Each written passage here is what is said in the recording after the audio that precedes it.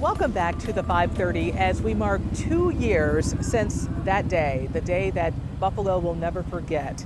10 people gunned down because of the color of their skin.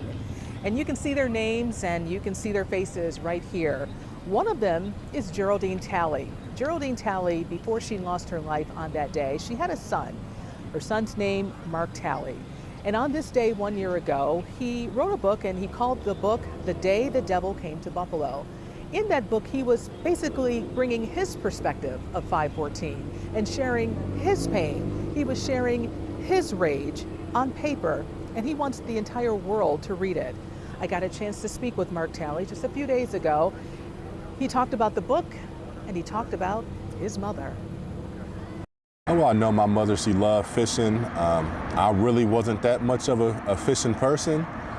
So after, 514 happened, George Johnson, he reached out to me, told me my mother used to love coming down here, fishing, invited me to come down. He showed me the plaque that they had in honor of my mother's name and memory. He wrote a book, and now it's in the Buffalo schools for parents and staff to read. Not only is it African American history, it's Buffalo history, New York State history, it's etched in stone as being part of American history now. And we want to keep this known so people here won't forget it. You're not done with writing? I'm actually in the process of writing, I don't even want to call it a book, it's more a collection of short stories that I say regarding dreams I've had with my mother in it. His mother, 62-year-old Geraldine Talley, was killed inside the store.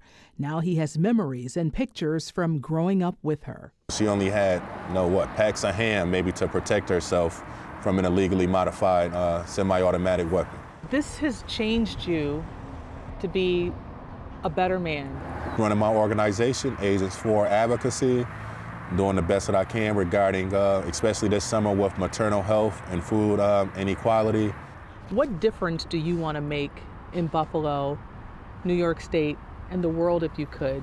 To show the effects that what gun violence, systemic racism, and socioeconomic inequality can have on a person. Like I said, it wasn't easy for him to come to the poorest area in the city of Buffalo and kill as many black people that he wanted that day, in which he was very successful at it. And I hear you loud and clear when you say all of the 514 events, it's okay that they're happening, it's okay that they're going on, but you choose to not participate. No, I got to deal with 514 every day of my life. I don't have to deal with it on the day of. I say use your trauma as your treasure. If you can, try to fight and do something about it. That's what I did that whole summer of 2022. I've been told a lot, most people aren't resilient as me, and most people can't, man up like I did. So just get into something which you think can inflict positive change that you want to see done because of the trauma that happened to you. Here at Freedom Park, where they call it healing waters at times, your mom would come here. Do you feel that this was a healing place for her? Hopefully once, I start fishing, hopefully it'll be kind of a spirit connecting us.